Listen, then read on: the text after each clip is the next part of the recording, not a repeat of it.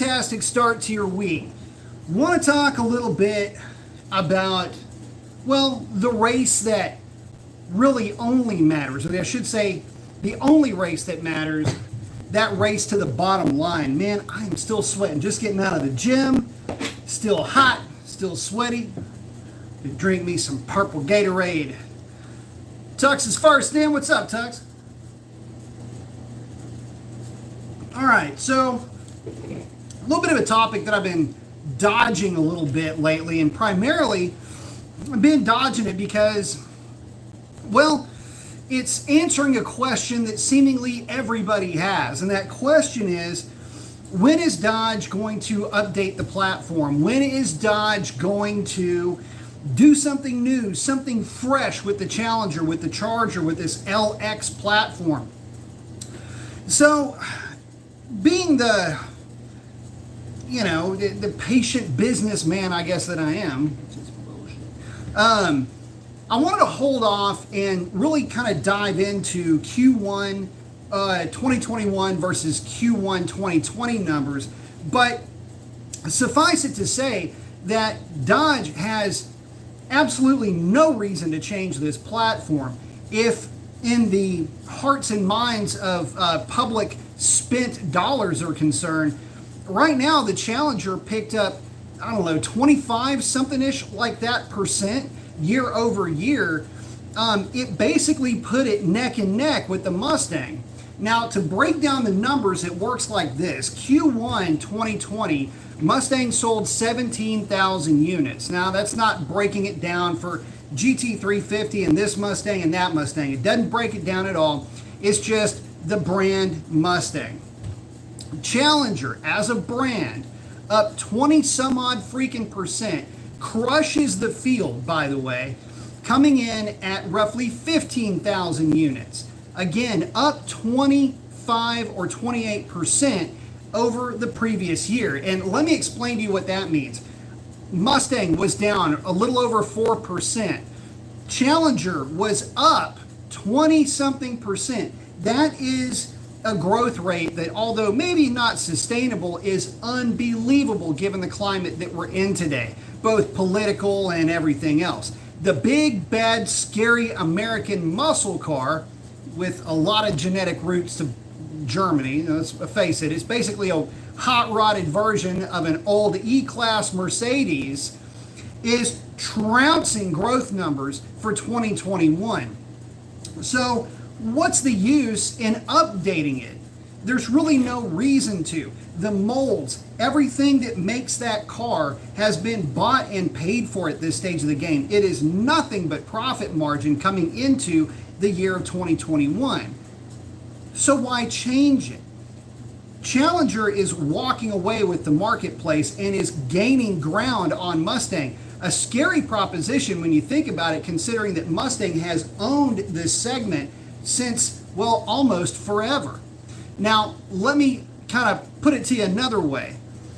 We're not even talking about Camaro yet. I'm going to focus on Mustang versus Challenger, but I'm going to steer clear of Camaro primarily because the market and buyers are steering clear of Camaro. Camaro, as an entity, made up a whopping 7,000 sales year over year, down to X number of percent. It doesn't really matter. Camaro is less than half of the sales of Challenger, with Challenger being right on the heels of Mustang total sales. The market bears out exactly what we've been talking about now for the last, several thousand years, seemingly talking about this exact topic. Mustang on one end of the bookshelf, Challenger's on the other end of the bookshelf. Anything else in the middle is going to be a compromise between the two, or it is going to be outside of the realm of what buyers are actually looking for. Think in terms of, small sports cars or 350Z or, whatever. All of those sports cars that are sold in the United States are going to fall in that middle ground. But with Mustang, you get the pony car, the quintessential pony car, mind you, the quintessential American phenomenon, which is the pony car. juxtaposed with the quintessential American muscle car. Big engine, big power, loud, brash, burnouts for blocks. Those are your two market segments for the United States. Camaro, on the other hand, can't even compete in their own backyard. This is a situation, guys, where trying to be more Mustang than Mustang will get you in a boatload of trouble and will basically translate into hemorrhaging sales figures years over year. Now, the problem with all of this is that we are slated, seemingly, at least from a corporate standpoint, to lose the Camaro. The Camaro gets yoinked, and by the way, that's a tragedy. I love me some Camaro, but I am on record. In fact, one of my early Dad's Garage, thank you very much, brother, I appreciate that. Saying just cause, I appreciate it, because it's a just cause, isn't it? A little play on words there. Thank you, buddy. I am on record, though, as panning the 6th gen Camaro, primarily because I couldn't see out of it. It looked plain at the time. There was nothing about the looks of it, the styling, the performance of it that got me all worked up. And this is a case too, guys, by the way, if y'all complain about the gearing selection in a Challenger, like a Scat Pack, for example, I can't put a 320 gear, I can't do anything, it's either the 309 or the 370, then that's not even optional. Guys, the Camaro with an 8-speed automatic, even though it's lighter, comes from the factory with like a 270 rear gear. And keep in mind, they're both 8 speeds, and the ratios are albeit close enough to where it doesn't matter. The reality is that you're talking about a car that was neutered from the factory. And for what reason, I still don't know. Had the Camaro been optioned with a 309 or a 323, by the way, 323, 331, the gear that should be optional for your 392 powered variants, had it had that type of an option, that thing would have been murderous on the drag strip. As it stands, yes, you can put a 370 gear in that car, but again, you're picking from parts bin. Same as Mopar. So it begs the question at this stage of the game, where does Camaro go from here? Will Chevrolet do anything to try to stem the hemorrhaging of sales figures and basically foot traffic seemingly into Dodge dealerships? I don't know. But I can tell you this, they've got to do something quick, because at this rate, Challenger is going to supersede Mustang sales and will be the top dog in the American hot rod category. A place that Challenger, quite frankly, I don't think has ever enjoyed. So the point of all of this is for everyone that keeps asking, when is there going to be a change to the LX platform?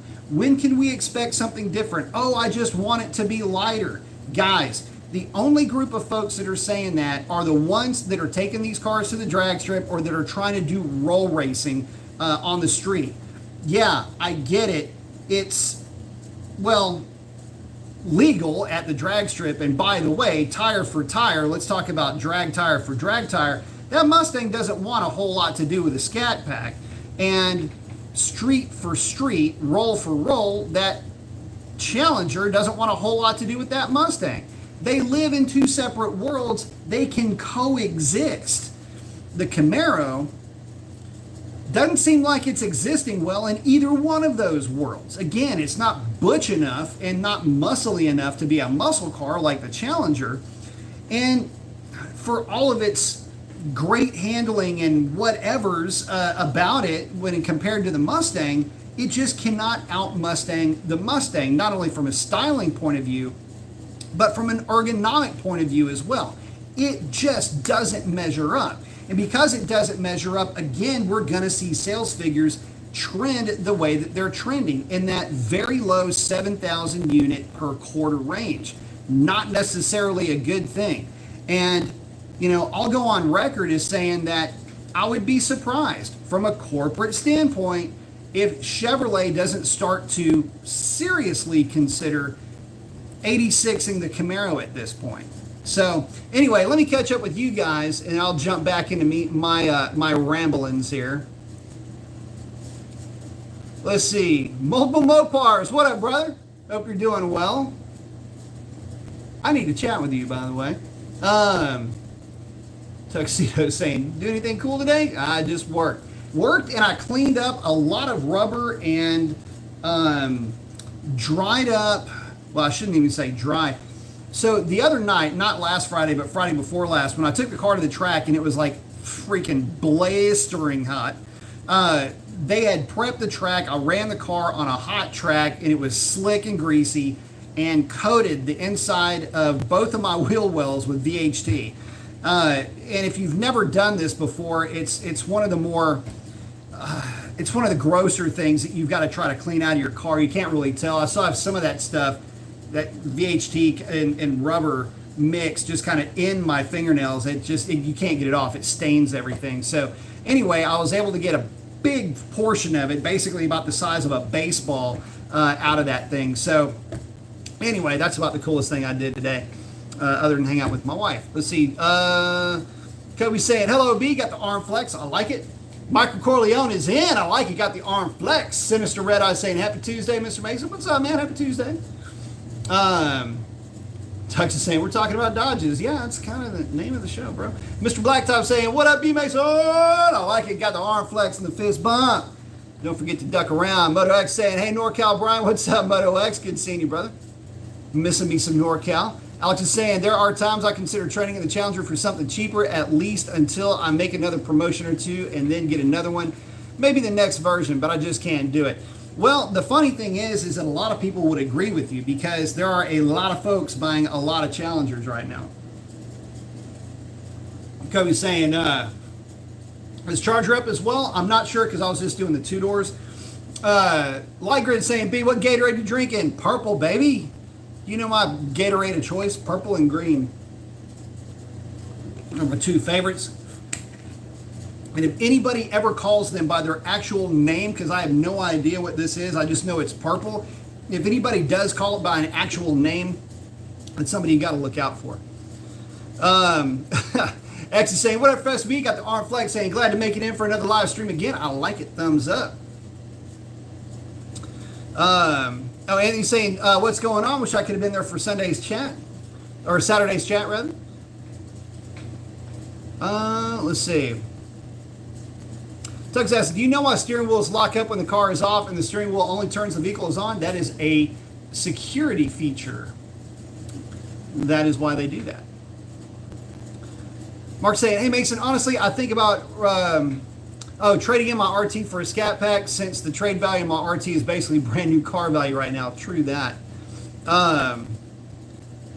Sam saying he started off his week with a blown up power steering pump. That sucks. Yeah, there's a lot of folks that are looking into possibly trading right now. Michael Groves, thank you very much. Saying, just want to say thank you. Your info helped me decide where I want to go my Scat Pack. Very cool, man. Hopefully I'm helping. Try to give you guys the most pragmatic information that I can. You know, the info that's going to get you the most bang for the buck and steer you away from the stuff that's going to be a waste of time and money. Believe me, guys, I have spent a lot of money R&D in products and getting those results so you don't have to. Again, Dad's Garage, thank you very much. Chuck saying, ZL1 Camaro is nasty. The one I drove is fast, but my preference is still a V8 Challenger. Loud, heavy, and menacing. So let's talk about the ZL1. You know, the ZL1 was going to be the savior for Camaro, at least in the eyes of the performance enthusiasts. And a lot of folks were looking at that ZL1 as, you know, this end-all be-all, the answer to the Hellcat and the thing that's going to shut down every Ford aficionado out there. The problem is, didn't happen. Not only did it not happen, but Chevrolet kind of shot themselves in the foot with that car. This is one of those situations where you feel like the bean counters got a hold of an engineering platform and just went, no, we can't have that. We can't have that. You can have this fancy suspension, but nope, see that supercharger? Yeah, we got to do something about that. We got to go with this cheaper supercharger. That is a 1.9 liter unit on top of that car. It's got no business being on top of a 6.2 liter, not with that set of heads that flows as well as they do, and not with the cam that's in that car. And you're basically taxing that supercharger from the time you seemingly start the car. Downstream temps go through the roof, and don't get me wrong, you can pulley them up, run the thing on corn or do whatever. Look, we're not talking about modified here. We're talking about from the factory. And the issue is that in the world that we all live in, not the world that journalists seem to nest in, but the real world where actually hardworking men and women have to show up to every day, the ZL1 still suffers from the same ergonomic issues as all the rest of the Camaros. It's not like they changed anything there. Yeah, the extra power is great, but when you line up next to a Hellcat or a Red Eye for that matter, it's not going to go well for the ZL1 tire for tire. And again, everybody that's going to the drag strip is going to be running a drag style tire on those cars. If you don't, it's going to be a bad night. At least it's not going to be as fun. So anyway, the point of this is that the walking around number on a ZL1 in good air is 1130s, 1120s, maybe 11 teens if you're doing good. The average Hellcat with a mediocre driver at best is going to cover a 1080, 1090. I mean, if you've almost got to try to screw up not to run a 10 in a Hellcat in good air, at least at, respectable DAs, a DA that'll allow for it. I mean, this is positive displacement supercharging after all. But when you get down to it, the ZL1 was seemingly just not as good as it could have been. And the Z06, for that matter, would walk in suit with that. They really needed something like a Maggie. And when you put a Magnuson on those cars, it changes the complexion of them. And by the way, we're not talking about modified cars again. We're talking about cars in the real world that real people are buying, that are driving, and not trying to put thousands of dollars into modifications. Again, that is the reason why Challenger is doing so well against the Mustang and primarily the Camaro. Again, two completely different driving experiences, runs the gambit, pure-blooded American pony car, pure-blooded American muscle car. They both have their place, and they both have their place where they win the race. Not going to win them all, but you're going to win most of those drag strip encounters with your Challenger, and you're basically going to walk away from every Scat Pack with your Mustang. Great. Everybody's got their place that they can win. Everybody's got their driving experience that they can deliver. And again, talking about the Camaro, what can Camaro do to compete? I don't know. There's no place that they could actually improve upon that car unless they did the one little bitty modification to the Camaro that they need to do, and that is to put a gear ratio that is appropriate for a performance car into that thing. It will not change fuel economy one iota to go from a 277 to a 331. Not with an 8-speed automatic, not with overdrives the way that we have in these transmissions. It's just not going to make a difference. And if they're worried about CAFE numbers, like the corporate average fuel economy is what CAFE means, the Camaro ain't the place to go finding CAFE numbers. Send that thing out and let it eat. Because at this stage of the game, it's trying to win a fight with freaking lead weights wrapped around its wrist. It's just being that hampered. So surprised that it does as well as it does. And yeah, I get it. We can start talking about mods all day and what you can and can't do to whatever it is that's out there. But again, sales figures are sales figures. And if modability was such a big deal, by the way, guys, this is huge. You got to pay attention to this.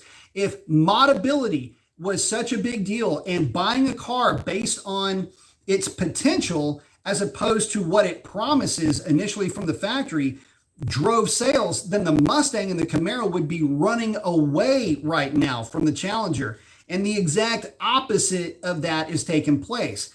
Buyers are flocking into Dodge dealerships buying Challengers, and they're leaving these cars that you can mod to make fast, the things that you always see the internet would have you believe is, the next messiah of performance being that Mustang with all the modability, and it can take all this boost and everything else, not realizing the fact that they also brake more than any of the other ones once they're modded. But that's beside the point. potential is not what's driving buyers into these showrooms. It's how the cars drive from the factory that is driving the sales. And to me, that's really awesome. It shows that Dodge has struck gold and is going to keep striking gold for as long as they keep making that car. So go figure, right? Anyway, let's get back into you guys. Dr. Div saying that they didn't offer a rear gear for anything non-ZL1. Yep. ZL1 gets aftermarket gear, but no others. Yeah, I mean, that's a real shame because it's the SS. It's the people that are going to be flying the flags the highest do not have superchargers attached to their cars.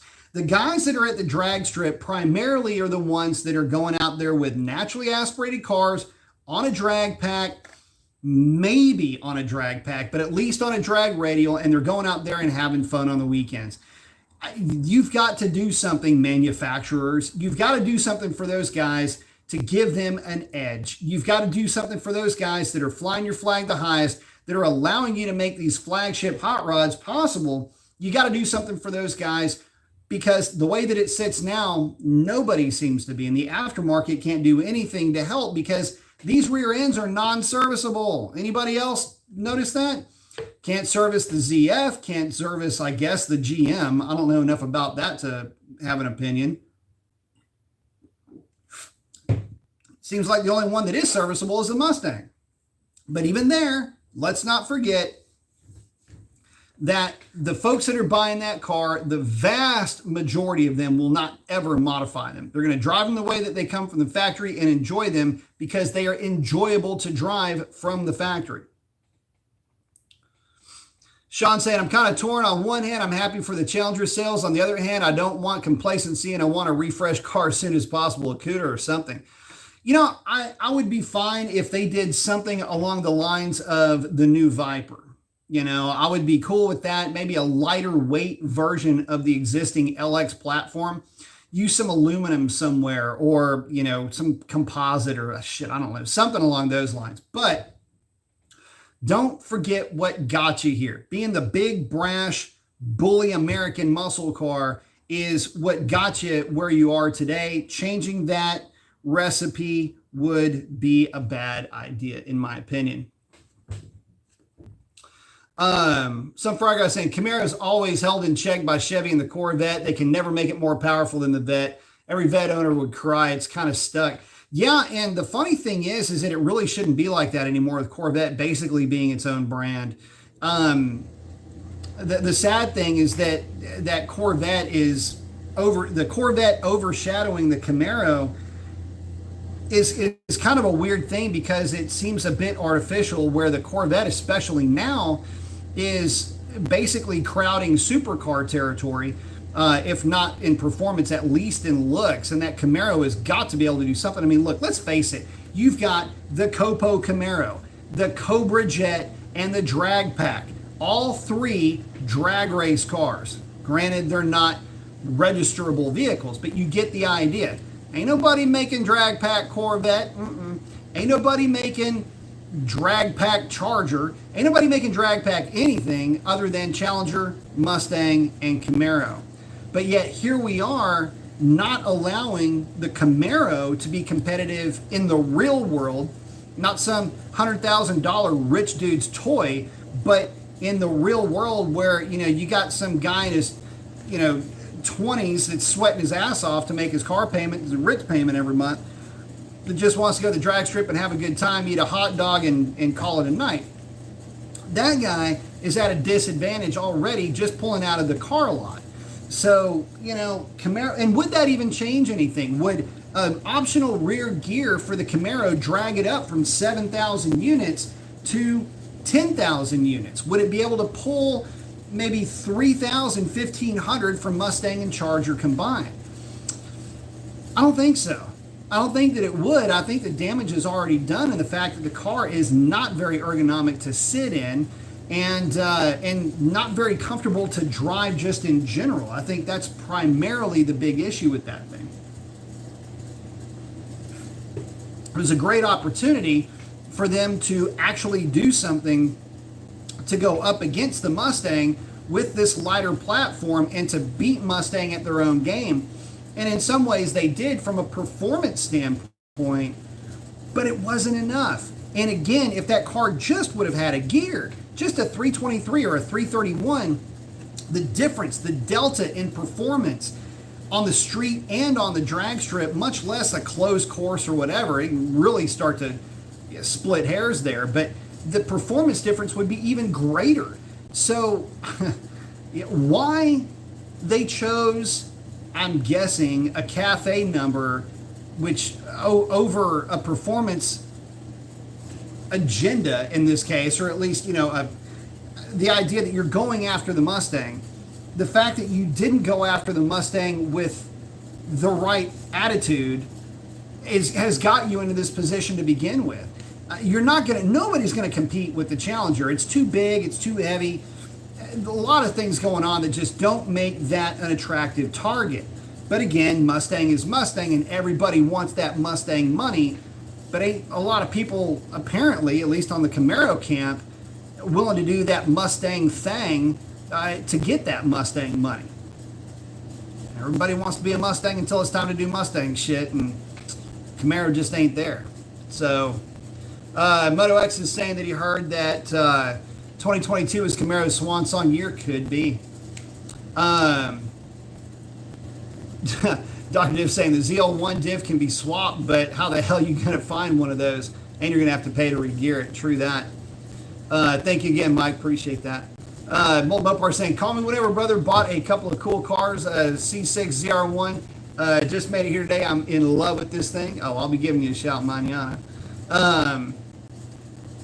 Sam saying, Dr. Diff, do you offer gear sets for the 8-speed 8 3/4?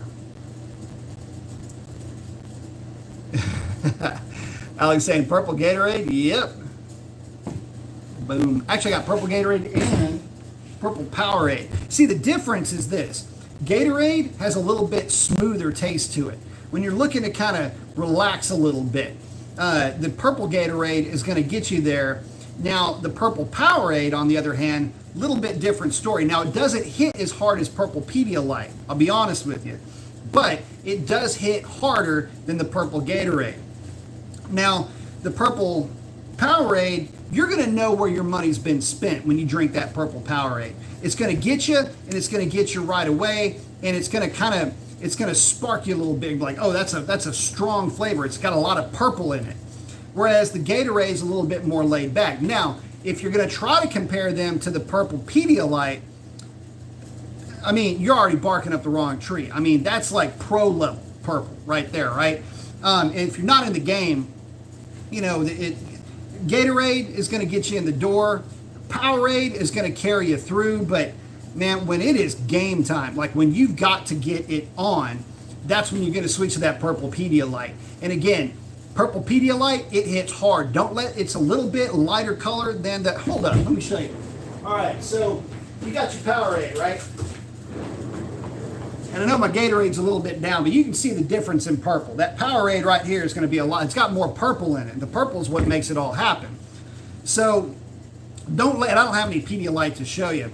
But the Pedialyte's about the same color as the Powerade. So don't let that lack of purple throw you off, or at least that lower level of purple, comparatively speaking, for the hit that you get, it's gonna throw you off. So just, if you're just now getting into that Pedialyte game, just come into it soft. Don't think that you're bigger than the game. You're not.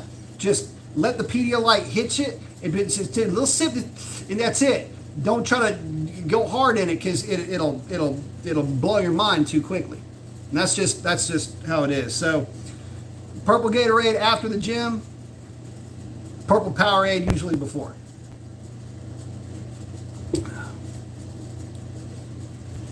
Callis99 saying, I recently upgraded to a ruby red Hellcat Challenger. Nice. If you have the black and red key, will it confuse the car? Nope, it defaults to red.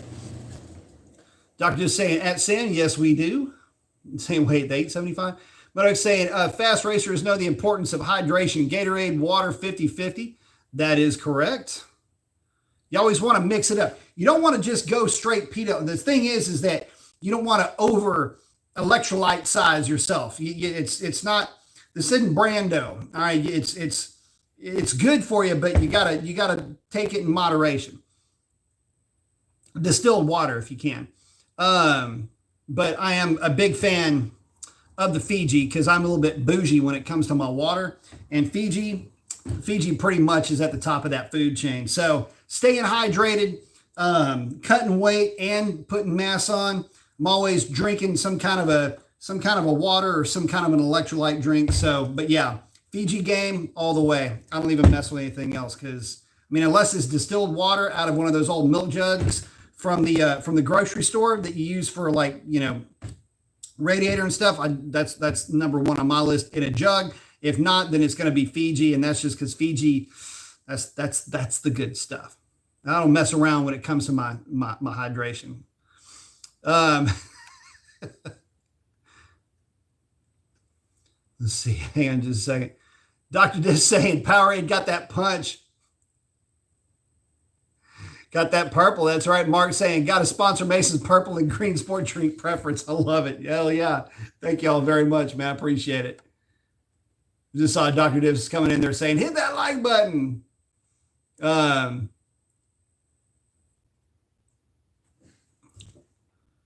Let's see. Let me get back over here real quick. I just saw this in multiple parts. Hey, speaking about the 1.9, that's exactly what I wanted, the ZR1. Exactly.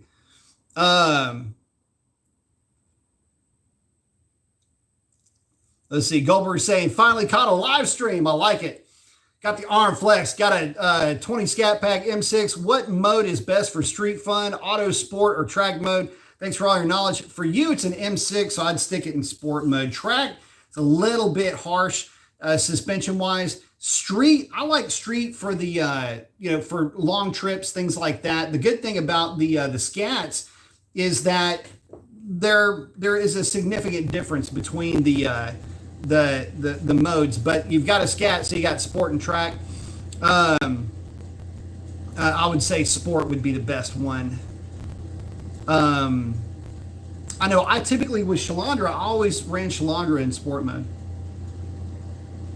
Unless we're going on a road trip, I put it in street mode and just kind of chill. Martone saying, woo! Dr. Div hanging out with Sam. Cody's saying Chevy needs to bring back the Cobalt. That's not going to help him in this war. Chuck saying, I was wondering about the supercharger. It looks small in the ZL1. It is. It's the smallest of the group. It's not a bad supercharger. That's not an indictment against that supercharger. It's just little to feed an engine that's that big and is that efficient as well. The difference between going from, Z06 to ZL1 or ZR1 is significant. A lot of that has to do with the fact that superchargers is so much more capable and efficient. There's multiple Mopars. What's up, brother? Modoc saying, got a Scat Pack too, Goldberg, brother. Like it. Alberta saying, hey, be checking in from Michigan. Any tips from bracket racing? I'm doing a Hemi shootout this month and haven't done any bracket racing yet.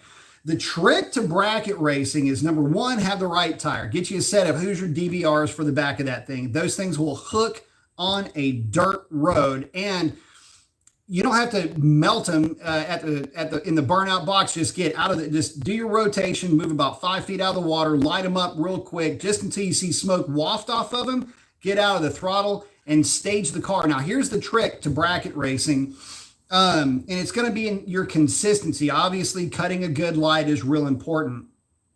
Knowing what your car is going to run in the density altitude that you're going to be racing in is also extremely important. But all that being said, stage the car the exact same way every time. You've got about a foot worth of rollout, but you've only got really about 6 inches to play with as you're coming into the beams.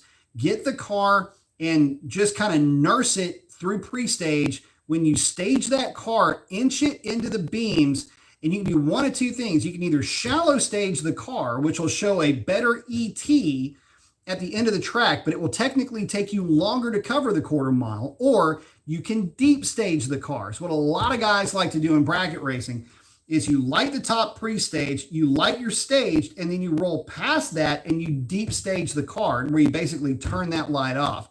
I'm not a big fan of deep staging, but I will tell you this.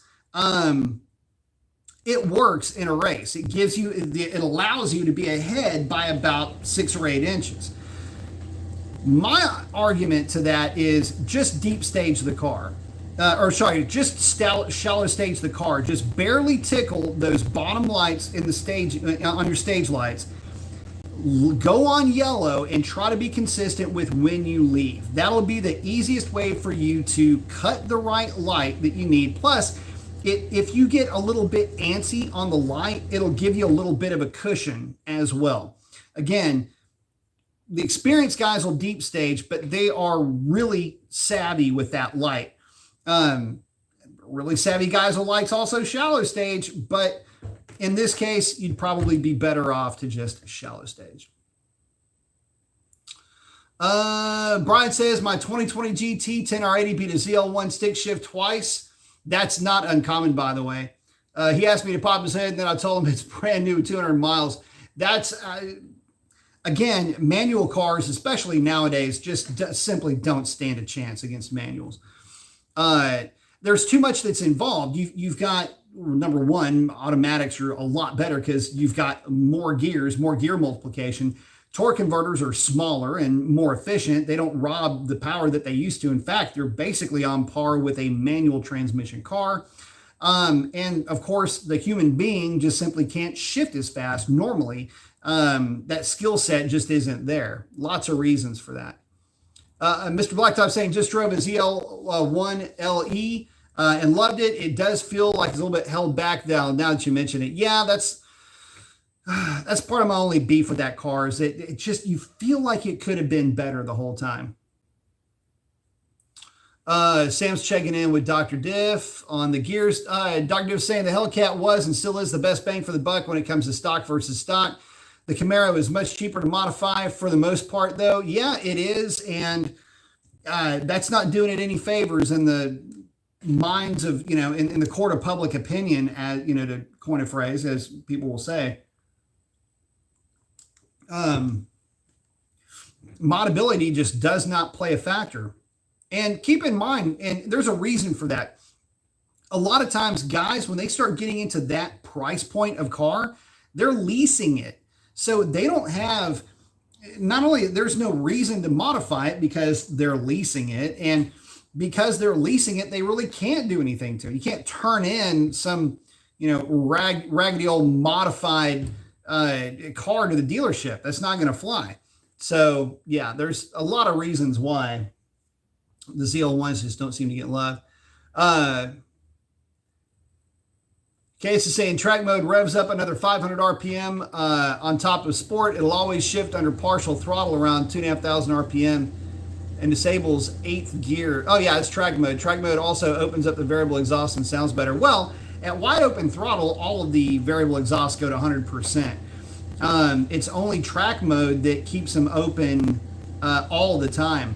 In fact, by the way, if you go into your configurations and you put a custom configuration together, your exhaust flaps always will follow the default or the street protocol unless you go in and literally change that. But you have to change it for basically street, and custom always follows street. Some kind of a quirk in there. I'm surprised they're not separate. Yeah, track mode revving up another 500 RPM. Maybe the strategies wouldn't suggest that, but every car is a little bit different. I'm learning that the operating systems change all the time. Mold Mopar saying the ZL1 needs the LT5 in gearing to make it more competitive. I would agree with that. Surprised it's not out. I don't get why it's not. Cody saying, I feel as though Chevy detunes the Camaro so it doesn't beat the Corvette like the GNX did back in the day. Yeah, maybe, but even with that, though, I mean, Corvette is in itself a completely different brand. It's just not the same game that it used to be back in the day. And so for me, it's a real shame to see the Camaro be held back. It just, and again, it's not because it's a price point thing. I mean, it's all cafe driven, I'm sure. There's some number that they're trying to get to, corporate average fuel economy. I don't even know. Anyway, the long and short of it is that it's just not as good as it should have been. And the Camaro isn't the place to go trying to find, gas mileage figures. X is saying, you need to be the CEO of Dodge, but you got the arm flex. I agree. You can probably get something done. Chuck saying, I am at 1 year of ownership for my RT Plus shaker. A few more years until I get my Hellcat, hopefully 6-speed manual wide body. That'll be a fun car to drive. Chuck's asking, is there really much difference between the Red Eye and the 6-speed manual Hellcat? Miles apart. They're not even, I wouldn't even consider them to be the same car other than the fact they kind of look like each other.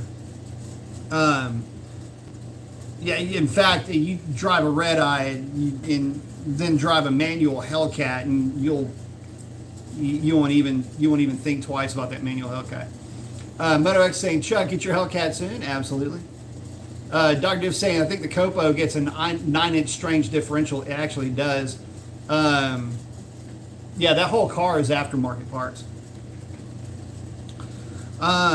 Tuxedo Black says, is there a reason why most Hellcat engine vehicle mile per gallon are 12 city and 21 highway? Yes, because if you're in the throttle getting that thing to move, then it's going to suck gas. 21 highway, actually it's funny that it's 21 highway because my car, even with the 309 gear, will knock down 22, 23. With the stock gear, it knocked down 25. Michael's saying, I've decided on a cam port and polish heads and intake, cold air intake on a Hellcat airbox, and an X-Mod exhaust, 93 octane tune. Just haven't decided on exhaust manifold. Should I go with a different manifold? Well, yeah, you need to go with long tube headers if you're putting a cam in that thing. Shorties aren't going to do you a whole lot of good. You need to go with long tubes to recapture some bottom end torque on that thing and to help it scavenge. Chuck saying, MotoX, I want it now, but got to pay down the RT. I understand.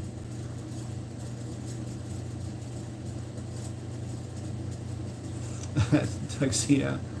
Yeah, it doesn't go empty that quick. Randy's checking in from Middle Tennessee. What's up, brother?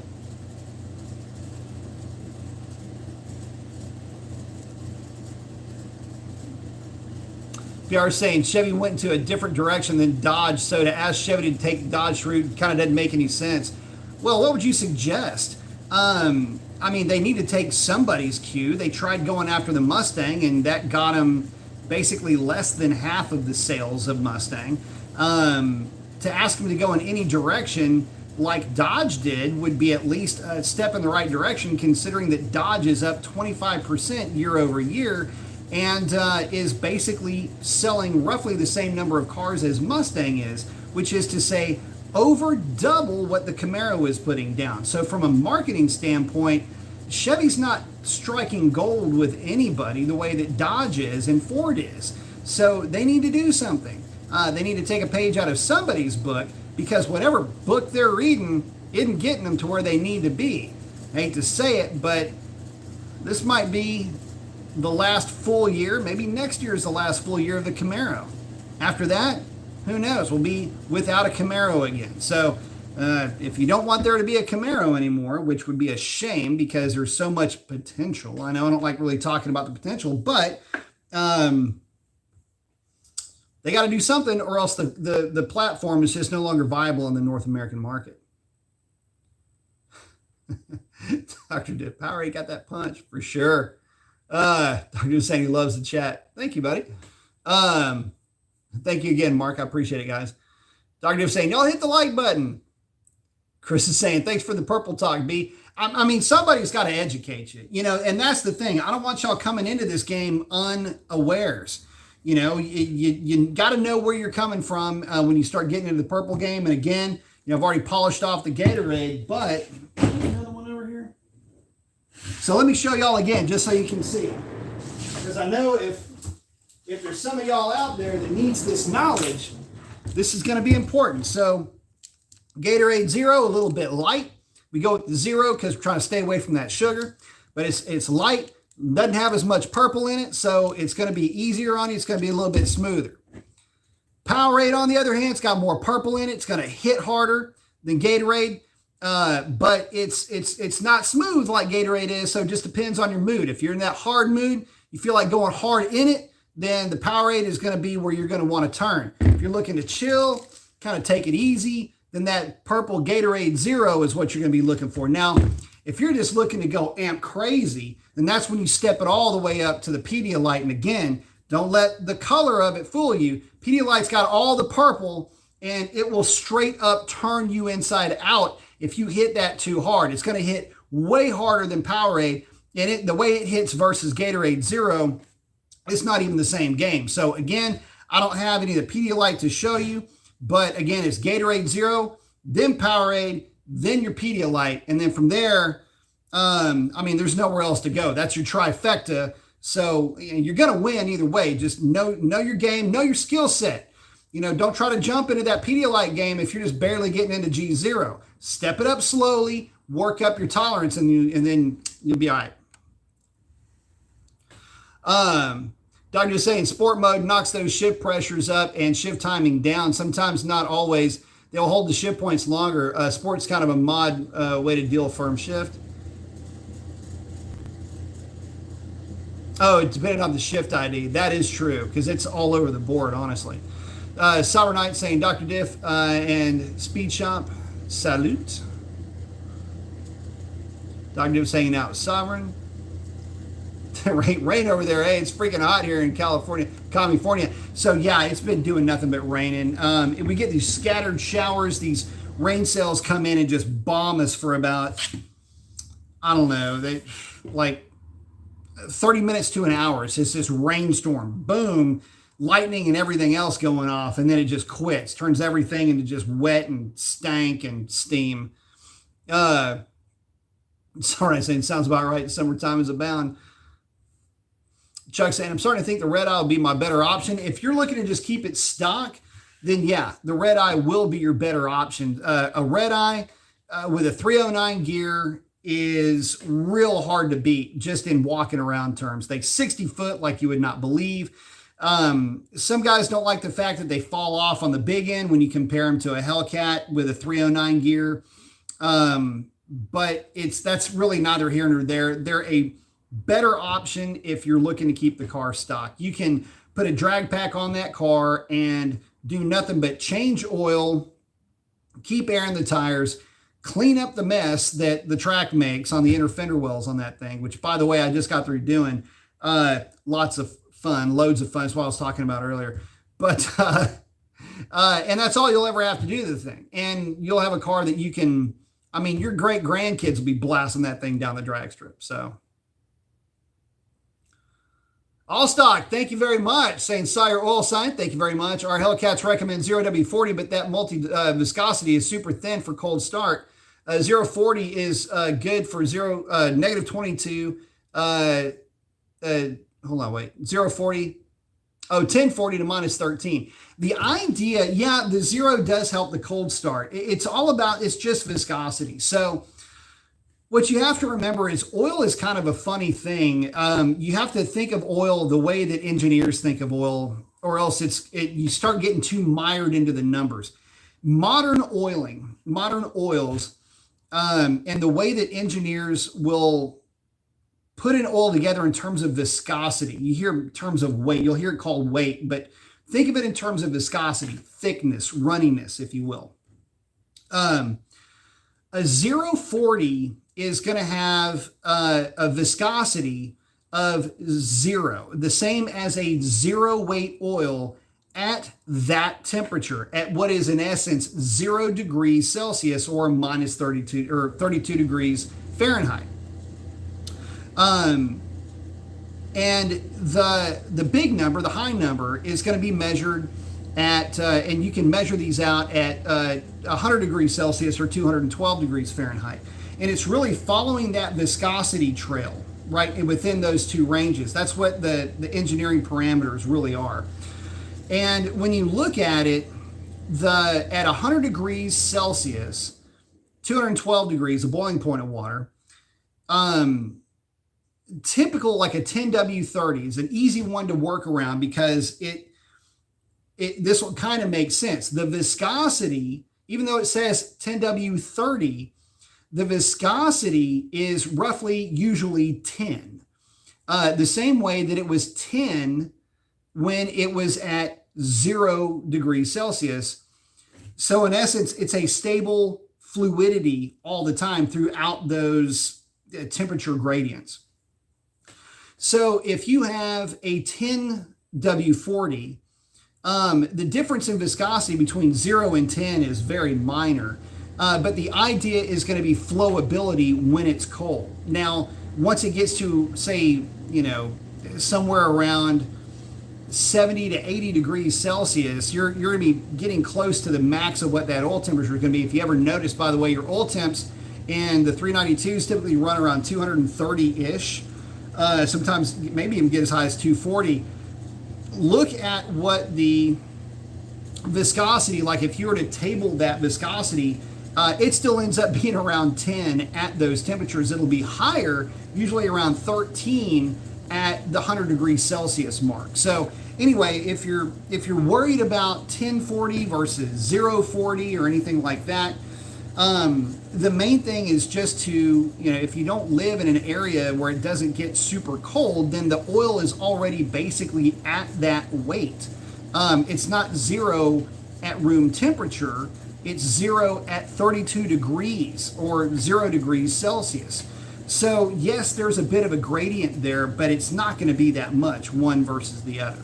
Hopefully that answers the question. I know the oil thing comes up, that as long as you're running 040 in the car, 1040 probably wouldn't be that big of an issue. I always just run 040. I either run Pennzoil or Mobil 1, whichever one I can get my hands on. I don't really have a preference one versus the other. Although I will tell you that at 100 degrees Celsius, the Pennzoil is slightly thicker. I believe the Mobil 1, you'd have to fact check this, but I think the Mobil 1 040 has a CSE, which is to say viscosity, of like 12. Maybe it's 11.7 or 12.1. I can't remember now. And the Pennzoil Platinum 040 is 13, I think. So anyway, that'll give you an idea. Still kind of floating around that 10 number.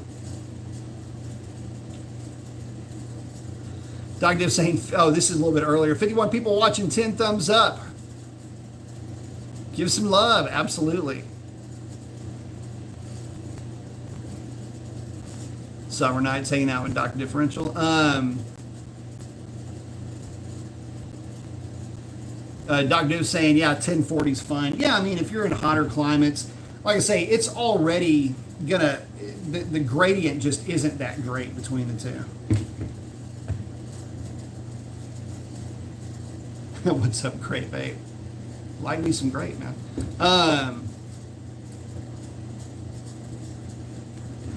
3:30 saying Purple Gatorade tomorrow. It's good stuff. Slide's got the fizz bump.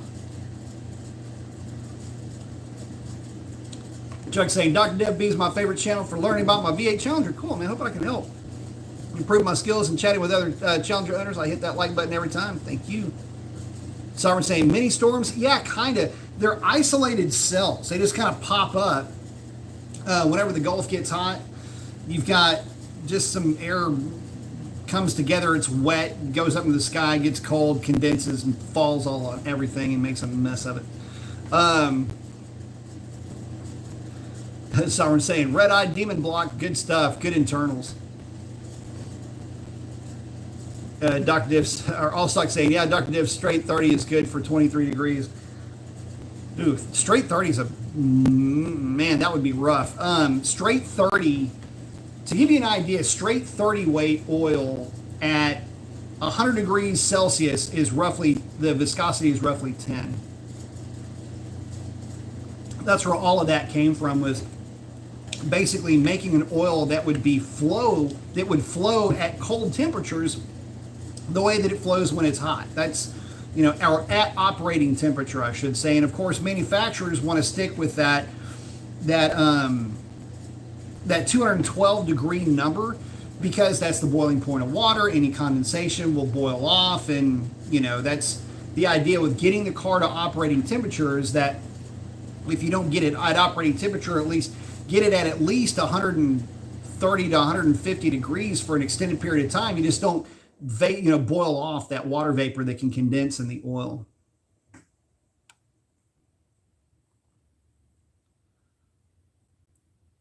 Oh, Allstock, thank you very much. Saying, thanks for the explanation. What about performance tuning summer versus winter, as heat is a factor in fuel degrades as the winter approaches? So what you'll find is with gasolines, the difference is the fuel can be a bit more volatile during the wintertime to help in cold starts.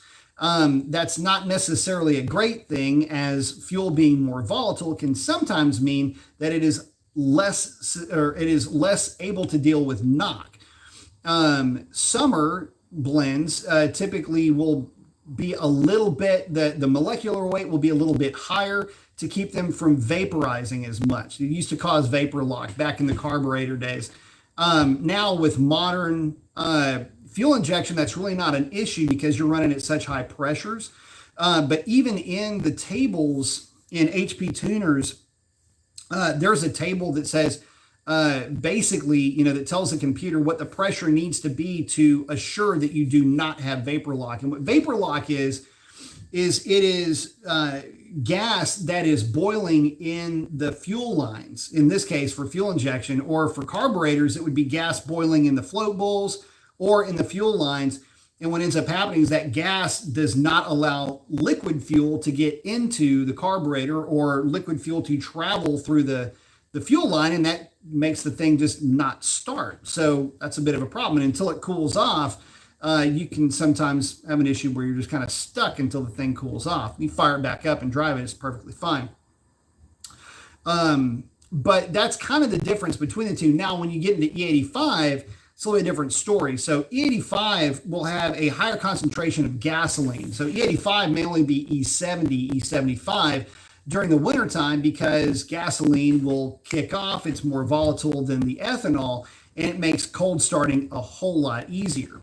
And then as the temperature warms up, they'll just remove the gasoline, add in more ethanol, and away you go. So that's the difference in the fueling, basically. Let's see.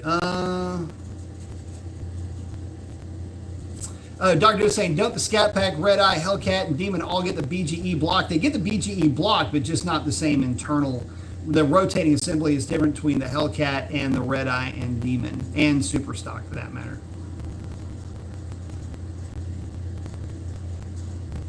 Sovereign saying that ES uses the 5W30, but the new models take the 020 synthetic. A lot of vehicles are taking 020 now. Skids is saying he always hits that like button, always enjoys the live. Very cool. Thank you, buddy. Sovereign saying, not sure what they do to make it compatible with those changes. Oh, there's nothing. They don't have to do anything. The clearances in the oil pump are probably the exact same. Oh, Doc's hanging out with that product.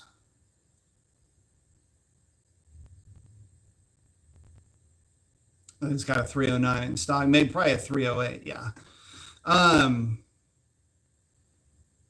HU37's asking, what are your thoughts on oil viscosity and boost on a car that came from the factory naturally aspirated? Depends on the car. If it's one of the more modern vehicles, you'd probably be good with like a 040, a 1030, 1040 in that range. It depends on the type of boost that you're running. Most of the time, you probably would want to run like a 1040 if it's a turbo. Really, a centrifugal supercharger, I'd still want to stick with at least a 40 weight. 040 for any of those. The turbo is going to have one issue that you're going to run into, which is that you're typically going to be, even if it's cooled by your cooling system, you still have oil running through those bearings, which gets really hot. So you need an oil that's going to have a very high flash point. So in this case, like a Pennzoil, 040 would be really good in that respect. But yeah, I would stick with a heat range, the high range somewhere in that 40 range for that. Dr. Diff's liking the red. Understandably so. It's good stuff. Productivity's hanging out with Dr. Diff. Let's see. Oh, Sovereign's checking in with the glacial freeze. It's not bad. It's good stuff. Chuck's asking, can you adjust the shifting characteristics on the red eye? Absolutely, you can.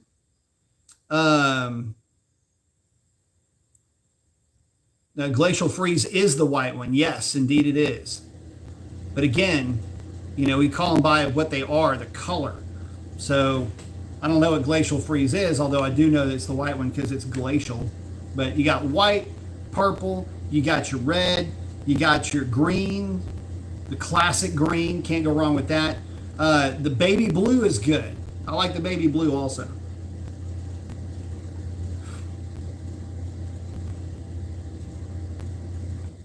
Also, I say you saw a lot of that on drag week cars. So we're not saying the light blue is a glacial freeze. I don't know which one. I just know them by the color. Again, like I said, man, if you're calling them by the real name, man, I don't know. It's a little narky.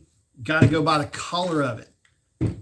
Try to give colors names like glacial freeze. Like when I'm looking at it at like a box of crayons, I've never seen a box of crayons called glacial freeze. And if you're talking about that 64 count with the sharpener on the side, man, that's too bougie for me. I go with the cigarette pack of crayons. You can't come to a kid like me that grew up broke. You can't come with that 64 count name with all these crazy colors like blue glacial freeze and whatever kind of whatever. I don't know. I can't even start with some of the rest of those colors. 64 of them, man. Nobody even knows. The crayon people don't even know what all the color names are. Like all the browns, they had it all, and it would all be in like this, like a designer put it together, like it would be on like the reds would all be together. Man, by the time you got it, man, why would they even do that? You get a bunch of kids in a room, they're gonna have that 64 box. It's gonna be scattered all over the place. You got 5 different greens and. That's stupid, man. You go the cigarette pack size of crayons. If it says red, it's red. You want green, it's green. Yellow green. See, that's the honesty of the color is yellow green. Like it's got a little bit of yellow, it's got a little bit of green in it. What do you call it? Man, you call it yellow green. You don't call it chartreuse or whatever that word is. You don't do that. You call it the yellow green. If it's purple, you call it purple. If it's black, you call it black. The one color I never could understand was white. How are you going to have a white crayon? I still to this day do not know what the hell you do with a white crayon, except for marked tires for like when you're trying to see the rotation of the rim inside the tire if you don't have V-locks. That is the only damn reason why you should ever have a white crayon. White crayon is pointless. It's like they got every other color and then somebody said we got to make white. And somebody just signed off on it. Whatever, man. We've got 24, you need 25. All right, whatever. That's how that worked out. But anyway, you know what I'm saying. If it's green, it's just green, just like the crayon box. You got to call it glacial freeze. But I would say Gatorade, dilute half jug of water, then freeze it. Put in cooler. That is a mini freezer. I know that game. Then load it up for a day of riding and racing. Too frozen still, melted down in the sun. Boys of summer. The trick that you do, if it's too frozen, if you're talking about cars, what you do is you just take a microfiber towel, put that on your intake, put your frozen Gatorade on that microfiber towel. All of a sudden, you've got nice crunchy Gatorade sickle with all the extra juice of the Gatorade in there. And for your hot dogs and hamburgers, perfect place to warm them up. So, yes, indeed. That's how that is done. Talking about a professional. Dr. Diz hanging out with Chuck. Randy's saying, weird, last live chat I could see and hear but was blocked from posting. And had age restriction across the screen. Weird. It's the first I've ever heard of that. That's crazy. Oh, Sovereign saying, what do you think about that Wilkins racing engine? That's pretty crazy. Yeah, there's a lot of crazy stuff out there. Kobe's asking, you missed my comment at 9:55, but have you gotten any news on the Hoosiers you were testing? I cannot let any cats out of the bag right now. But let's just say things are going well. Dr. New saying, turbos make oil temps really hot. I'd say run a 1540 or 1550 for a modded engine. Yeah, if you're going to be pressing that thing real hard, I'd say 1550 and change it often. Dr. New saying, classic green is my classic yellow. Guess I'm just colorblind. Lemon lime. Yep.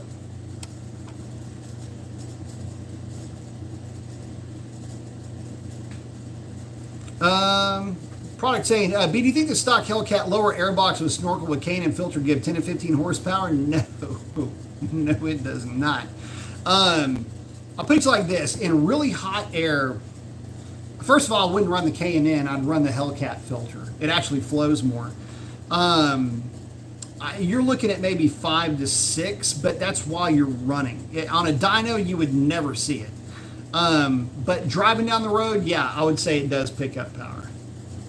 Kobe's saying cigarette pack of crayons. Well, you know what I'm talking about, man. Like that one, it looked like a grout chart. It looked like that, except it was big and it had the thing, and then it had the audacity to have a sharpener on it. Man, how damn like dynasty you got to get to have a sharpener on that. Like, first of all, you're inviting some bullshit from the kids. Like, oh, this bitch ain't sharp enough. And I'm going to sharpen that thing until it's a nub. Like, I'm going to sharpen that until that's my yellow crayon right here. Like, I'm going to get that. Like, it's going to look like a roach when I'm done with that. Like, you're going to have little kids going, like, with their thumb, doing that shit. That's what you're going to find out. Remember doing that? Anyway, man, I'm too damn old. Anyway, but that's what's going to happen. That's what I'm going to do. So anyway, how you going to have a sharp? It doesn't make any sense. Like, you don't even need it. Like, most kids got, anyway, you know what I'm talking about. You just take the thing and you rub it, you do and you turn it while you're rubbing it, and then it just looks fine. You don't have to pencil sharpen it, man. Summer night. Mark saying Mason's hitting us with the back in my day, damn it, with his crayon rant. I can't help it, man. All stock. Thanks, buddy. I appreciate it. Saying, so would getting your car tuned for pulleys, etc., be okay to be tuned in the summer versus winter? Would a winter tune be required? No. So what you're looking at, if you're tuning for pulleys, and if you're talking about a Hellcat, it doesn't really matter what time of the year you get it tuned, because you're going off of an air charge value, and you can extend that air charge value. If you've got pulleys, obviously you're going to be extending that air charge value. So no, you don't necessarily have to worry about hot or cold, because in the tune, you're going to be dragging that thing down anyway. You're going to have an air charge value somewhere that the car will really, honestly, probably never get to. And you'll have timing values for that. And then, of course, fueling and everything else would follow suit. So as long as you're not over timing the car, which if you speak Mopar, you're just simply not going to do. You're going to be responsible with your timing, obviously. Not to mention the cars just don't respond to timing the way that you would think. But as long as your fueling is on point, you're not getting into weird percentages, like 94% injector duty cycle at, 5,000 RPM. As long as you're not getting into weird things like that, you'll be fine. And the reason why I say that is make sure if you're putting pulleys on your car that you change the injectors. There is no such thing as a pulley swap that doesn't involve fuel injection or a tune for that matter. So if you're going to put a different pulley on the car, you're going to put different injectors. I don't care who you talk to. I know that in some elevations you don't necessarily have to, because your air charges are going to be less, but plan for sea level and put bigger injectors in the thing, please. Also, running the right fuel and everything is real important. But no, you don't have to do it at a different time of year. Dr. Jeff talking about that 64 pack. I know the feeling. Got my smokes pack. That's the thing. I mean, look, first of all, we're talking about children. We're talking about children do not need 64 colors. I'm a grown-ass man. I don't know the names of 64 colors. I got green, I got black, I got white, I got purple, I got blue, I got red, I got yellow, got me some brown, gray, orange, of course, Hemi orange. Is there a color I'm missing? Beige, khaki, you can call it that, but that's still kind of brown. That's like a brown that didn't quite make it all the way to brown. It's like it's almost brown, but you're not gonna see. That's the thing. But it's shades of it. Like they say, shades of gray. Well, there's shades of brown because I got tan, I got khaki, and then I got doo-doo brown. I got all the way chocolate brown. So you got shades of everything. You got red, right? Got a little pink is the other one. So pink, and then red line red. That's all you need to know for red. That's only one red that matters. Tor red's in there a little bit. And then, but that's it. Blue, and then you got like a little bit less blue, like sky blue or baby. But see, but that's it. That's all the colors on it. You don't need 64, man. 24 colors get you right. But you're a little kid, man. You're coloring like this anyway. You're probably sticking it up your nose and eating it at the same time. God only knows where else that crayon's going to go by the end of the day. Shit, by nap time, that crayon's going to get, I don't know, but I'm just telling you, you don't need, there's no need, none, to have 60. You just get the cigarette pack, and when you break all those up, then you just go to the dollar store and you get another cigarette pack of crayon. And then everybody's got the right idea when it comes to, man, you can confuse the child, not to mention when you confuse that kid like that, all these damn colors, and it's got to be just perfect. That's how Karens are made. No, do not give a little kid ever 64 crayons, man. That's a terrible idea. Y'all know this. Hate that. White crayons on white paper. Exactly. Who the hell? You don't make a crayon white. That's the stupidest color you can make a crayon. Like, what the hell are you? Do they think these kids are sitting? I can see it now. Like somebody's sitting around going, well, these children are going to be coloring on different color paper, and they need to be able to express themselves with a white crayon. No, nobody had that. And when I was growing up, you had that gray ass, it looked like somebody took, it was probably, now that I think about it, I think it was grocery bags, I think, that they had cut up. Anyway, that's what you were coloring on with these damn crayons. I'm not kidding y'all. And I'm telling you, but white, white ain't going to show up on that light ass bag anyway. It's stupid. Then you have the white on the white paper, like they'd give you copy paper. Like you would have, and then some dumb kid like, hey man, give me a crayon. And this smart ass, yeah, I'd say, okay, here's your crayon, and it'd be the white crayon. You know how to get into a fight when you're about 6 years old? Is hand that other 6-year-old a white crayon. You're going to see little 6-year-old hands getting traded. I mean, on point right now. You hand a 6-year-old a white crayon. See the look on that kid's face. And looking at you like you lost your damn mind is what's going to happen. Bobby, thank you very much. Challenger SRT 392. Any other mod recommendation for the engine after Maggie Supercharger to make the engine be able to handle it better? On a 392, messing with a Maggie, your first issue is not going to be the engine. It's going to be that transmission if you put a sticky tire on it. So, any other mod recommendation? I mean, is tearing it apart and opening up ring gap an option here? I mean, not that it needs to be done, but you're going to be significantly boost limited at that point. I would highly recommend a move to E85, primarily because, I mean, I know it's going to be a lot more expensive. It's going to be a fuel system at least, but just hear me out on this. If you have access to quality E85, it's a good play. By the way, yes, the shop is very near Velocito. It has stopped raining now for a few hours. The streets are dried up, and there will possibly be guys out making hits. So if you hear that, that's the reason why. If it's not an option for you, The other thing I'll say is just don't get greedy when it comes to timing. With that setup, even on race gas, you can still rattle a piston if you're not careful because it's positive displacement and you've got a lot of mass to move. Keep the boost low. It'll be a fun car to drive. It'll be an easy 130, 140 horsepower to the rear wheels and a lot of torque, but just keep it away from real sticky tires or drag strips, and I think you'll be very good for a very long time. Kobe's laughing. Yeah, I don't know what I said. Yeah, but it's just, man, you got to know coming into it that white crayon is absolutely.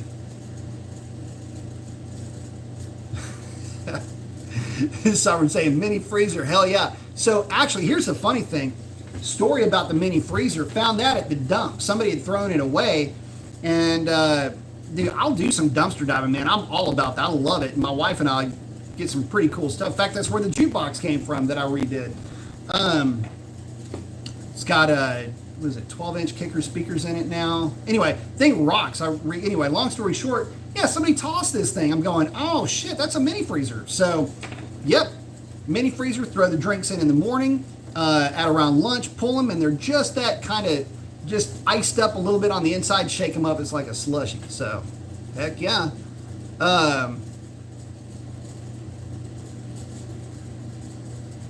Let's see, I may have. I think I already read this one. Mason's hitting this with a back in my day. Damn it, with this crayon rant for sure. Some are saying, or end up in the dryer melted in pockets. Oh, that's all. Okay, yeah. So how do you get your ass whooped? Yeah, keep one of them crayons in your pocket, and then it gets washed, and then it goes through the dryer. Now, when it goes through the dryer, see, we had gas dryers. And gas dryers either they don't dry anything and they make everything just a little bit smelly and kind of wet, or they try to incinerate everything that's in that circle of hell and death that's in there. So you know it's going to melt it. And then you got melted wax get scattered all over everything. You got underwear that's now got wax on it that hurts when you put it on. And you've got like the wax on your shirt and everything. You're probably in there with and then your mom takes the thing out and tries to fold it, and she finds that, and then all hell breaks loose. Get your ass whipped over a damn green crayon. Ask me how I know. And I mean good too, like you're running away from it. Like you're running because you see that hand and you try to duck and get around it. But man, mom's got skills, man. She's trading back and forth, whooping your ass. That's just, but yeah, green crayon got me fucked up. Kobe Warren's laughing. This kid's saying, interesting, we love our Mopars, and they have the craziest names for colors for their cars. Yeah, they do. Yeah, some are saying white crayons on white paper. Yep. White note saying crayons, baby. Chuck says, Skids, my RT Shaker is Tor Red, which is a weird color name. Just call it red. Gatorade Circle. Age restriction, weird. That is weird, man. I've never seen one of mine come up as age restricted. 808 twin turbo, turn it up. Dr. saying, this has been such a fun live chat, everybody in good moods. Yep. Chuck saying, are you going back to the drag strip soon, B? I like that last racing piece you did. Was it a 10.5? Yeah, it was a 10.5. That night the car ran a string, a couple of 10.5s. If it's the same night I'm thinking of. 1056, a 1058, and a 1060, I think. And then last Friday, we were running 1050s all night. So that was good. But yeah, now maybe going to the drag strip on Friday. We'll see. I can't remember if it's open or not, but might be going to the drag strip on Friday. I'm hoping to get a little bit more hot weather data on the car. But by the way, yeah, that first night, what broke on the laptop, I don't know if you guys can see this. Can y'all see where it's like separated right there? Is that showing up on camera? Anyway, it works. You can see right there the USB port where it cracked. Cool thing though is it works fine. All I need is a key, and I can turn it on just by pressing the on button. I've got to press it down a little bit further. So, but that's the latest with this thing. But yeah, everybody seems to be in a pretty groovy mood. But yeah, I'm going to try to get back on Friday. I'm guessing, with the DA being what it's been, we're going to be still in the 1050s. Cars running good. DA, by the way, on those 1050s was ranging anywhere from 2,800 flat to 2,550, give or take, at the end of the night. If you want to keep up with the car this year, my number is car 1122. So if you download that HRP Slips app, you can, on any given Friday, just type in, just do a search for 1122. You'll do a swipe left, type in the car number 1122, swipe right, and then it'll populate the run. So you can see what the car is up to, see how it's running. Let's see.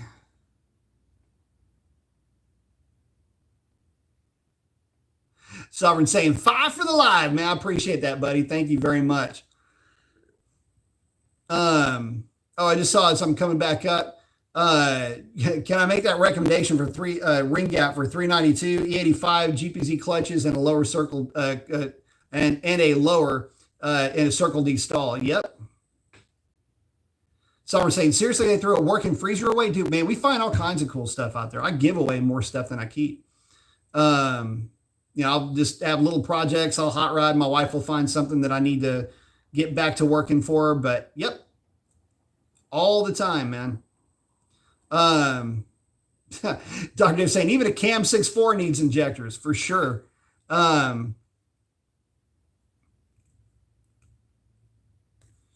Tux is asking, can it be bad to turn the steering wheel all the way to the end if you're doing a sharp turn? Only if you're going really fast. But no, if you're going slow, you're fine. Let's see. Sovereign's hanging out with 808. Skid saying, I whipped out my pocket knife to sharpen my 8-pack.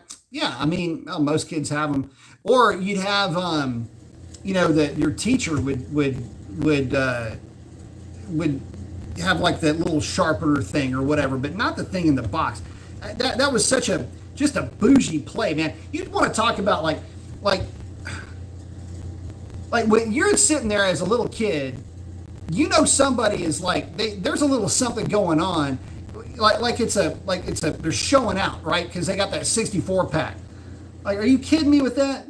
Like, you got enough crayons for the entire third grade. How are you going to be bringing that into this classroom and then have it on your desk and just showing that bitch off like you own it, like you run shit?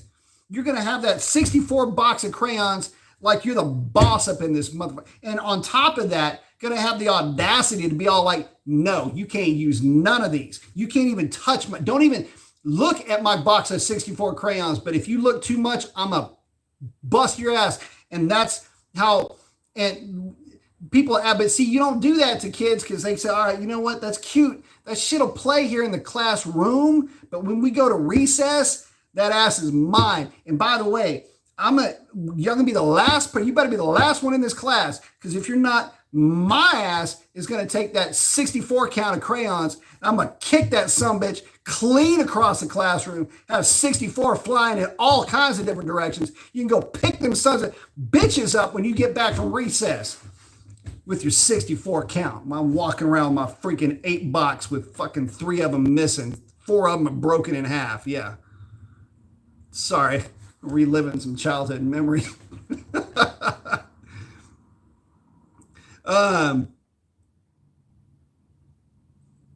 808's hanging out with the Helion, likes that. Sovereign's hanging out with 808. Sovereign's saying 50 might be gone for not forgotten, but not forgotten. Oh, talking about Racer X's Mustang. Yeah, that's a bummer, man. I'm just glad he's okay. Yeah, I talked to him not long after that. I'm glad he was okay. Let's see. Getting past some of the ones already picked up on. Sour Nights out. Peace. Cal is saying, why are the colors of modern housing so boring? Because it's resale beige. Sovereign Knight. Dr. Div saying light skin brown. Oh, the other one. Who do you remember this color name? Flesh? What the man, you gotta have a name called Flesh? Shit, man. I can't make this stuff. Like, I can't make it up because it was just like flesh colored. Like, whose flesh are they? Who looks like that? First of all, like, if you look like that, that's like this weird, like, panic pink looking color. Flesh. Like, I just, ugh. Sovereign Height, Crayola, Doo-Doo Brown. That's what it was, though, man. It was a spread. You had like flesh to Doo-Doo Brown. That was like your browns. That's how Karens are made. Man, it's true. You mean to tell me you're not going to have an overdeveloped sense of self-importance as a kid sitting there with a 64 pack with a sharpener? Man, that's spoiled. And it's just, I mean, it's a bad look. You know, you're putting that kid out in the world like that, saying, my kid's better than your kid. Oh, really? What do you mean your kid's better than your kid? Well, you get your kid the 64. Now the parents got to work a little bit of overtime to buy their kid the 64. They'd already buying them some expensive ass shoes. Got the damn snap bracelets and the Swatch watches and the Z Cavalry. Now you got to go out and you got to buy this kid a 64 pack. Man, bullshit, man. It's got to stop somewhere, man. Stop the madness. And it's going to stop with that box of crayons. Bet your ass, because you know it's just going to be wasted anyway.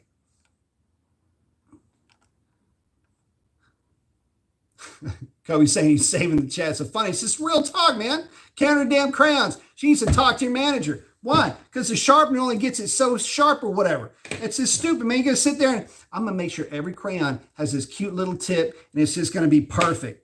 Yeah, have fun with your cats when you turn 40, Karen. Nobody's going to want to be around you and your sharp crayons and your stupid sharpener. Crayola introduces Karen crayons. Kelly said, wait, my school colors were clear. Thanks, Kobe. Appreciate it again, man. Dr. Div checking in with his suggestions for that 392. Yeah, I mean, if you really want it, guys, you got to remember something about the 392. The 392 is what the Hellcat engine was derived from. A lot of people don't realize that. The very first developmental engine for the then Hellcat would have been a 392. That's what they were testing everything with. So kind of a bit of trivia there. And I think the reason why they moved away from 392 cubic inches to 6.2 was a torque rating for the transmission, if I'm not mistaken. Now we know they could have gone way past that. That HP90 is legit. But yeah, they did throw away a perfectly good mini freezer. Sovereign Saint Krilla white underwear. And yep, great live tonight. I'm having fun with this one. 5 for the live. Thanks again, Sovereign. Sovereign Saint, yeah, it's busted. Doc's hanging out with Sovereign. Say, oh yeah, the frame might be bent a little bit. Yeah, that car's hurt.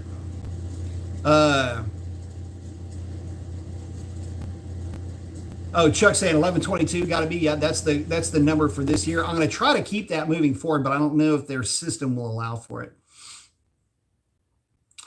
Rift is asking, do you think installing a full 6-point roll cage in my Hellcat will lower the value? Only if you leave it in there when you go to sell it. He just keeps wanting to put money into it instead of installing the cage. I mean, there's nothing wrong with safety. So there's that to consider, right? There's nothing wrong with having a safe vehicle at the drag strip, but just know that, you know, moving down the line, it probably wouldn't be the best idea for resale value. Let's see.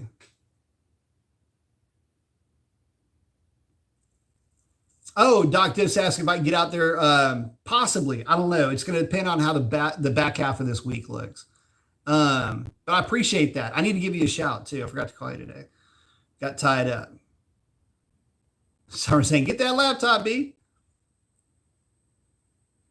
Dr. Diff saying, "Oh, put them bitches in the pencil sharpener." See, that's the thing, though. The teacher wouldn't let you do that, and they would watch that like a hawk. Kids would get in there, stick that crayon in there, and try to sharpen it in the regular pencil sharpener, and that would just make a mess of everything. So, you got to open the thing up, and it's all nasty on the inside. So, yeah, you got to be careful with that. Put it back where it goes. So when I say box 64 crayons is boss, that was boss level back then. Skid saying students in our class who carried 64 pack, we called them girls. Yeah, no kidding. I mean, dude, you see a dude with a 64. First of all, nobody that I rolled with was going to be showing up with a 64 pack. You even have the balls to ask a parent about a 64 pack of crayons. I mean, they're going to look at you like something is up. So, yeah, no, we wouldn't even have thought to ask. But then you see somebody with it and like, damn, that's some pretty legit shit. Like, you can see that and go, yeah, man, that's bank right there. That's some boss level shit. But, you're right, though. Most of the time it was a girl. And she'd be all like, I got this. And, you'd be all colored, but they always color perfectly in the lines. And they like make two little colors, and then they beep, beep, beep, beep, beep, sharpen up a little bit, and then get back to coloring. And you could just be talking to them, and they wouldn't even be paying attention. They're all in their world, in their zone, just coloring that thing. So most of the time it was girls. Every once in a while it was a dude, and that dude was just trying to get brownie points, fucking ass kissing, fucking narc ass. If a dude had a 64, first of all, he ain't nobody's friend, right? But if that dude had a 64 count box of crayons, he's trying too hard. Like, you're trying to get something if you've got that. Like, you're a little bit too much teacher's pet, man. That's that kid that's bucking for hall monitor status, right? Doc Dips asked what happened to Racer X. Unfortunately, Racer X hydroplaned the Mustang and tagged the wall. Mustang is done for now. Callis say, right, they need a Mopar Crayola box. I would be on board with that. Randy's saying, years ago, we'd go to the rich neighborhoods on scrap pickup twice a year. They throw out everything, got a complete Honda 750, 4 in boxes. Rich kid took apart and couldn't put it back together. I can see that for sure. Jamie's asking, are you going to take the Camaro to the track just to see what it'll do? I don't think anybody has that level of patience. I don't think Gandhi had that level of patience. But maybe one day. I'd like to get my wife in that car at the track. I think that'd be a lot of fun. Chuck saying he needs to catch up with Racer X. Yeah, he's kind of bummed out right now. But he's good. He's okay. That's all that matters. Dr. Diff, thank you very much. Saying Friday I'll be out by 2. Just FYI, going to go to Crab Island and Denson, Florida. Oh, nice. Very nice. I'll give you a holler, man.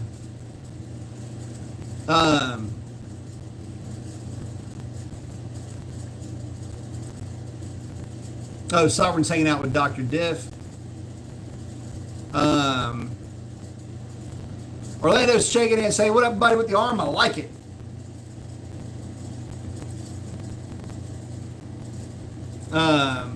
Veered forward. Nah, it wasn't quite like that.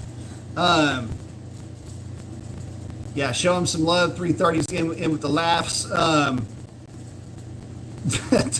So first we're talking about Dodge vehicles, crayons, and more. Yep, we talk a little bit of everything here. Dr. Diff's going to say, going to catch up with him. Yeah, and he did sell his Charger a while back. Tux is in with his characters. So I'm saying, Dr. Differential and speed. Oh, he was going to Walmart late at night and tagged it. Yeah.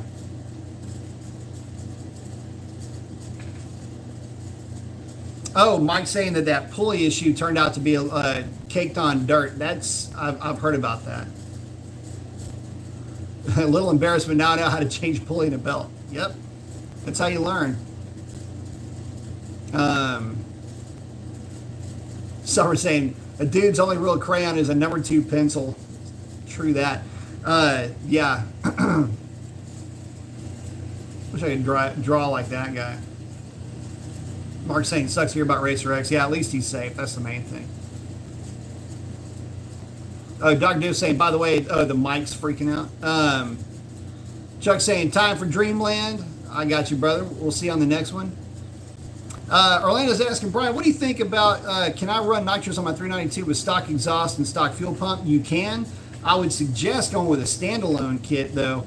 Makes life a lot easier and a lot easier to tune and safer as well. I wouldn't necessarily hit it with a dry shot. You'd probably get away with, a 50 or 75 hit, but I just wouldn't really go outside of that. Certainly wouldn't do it without a tune. You gotta remember, modern engines are already pretty high strung as it is. Most of them can handle some nitrous, but not as much as the older ones, mainly because the older ones just didn't make any power. And guys, with that, I gotta get out of here too. I want to thank each and every one of y'all for hanging out with me tonight. Love each and every one of y'all. Could not do this without you. But I gotta wake up crazy early, so I gotta bounce. Guys, if you're gonna send it, don't bend it. Keep your shiny side up. Keep it safe out there. And with that, I am going to wrap it up.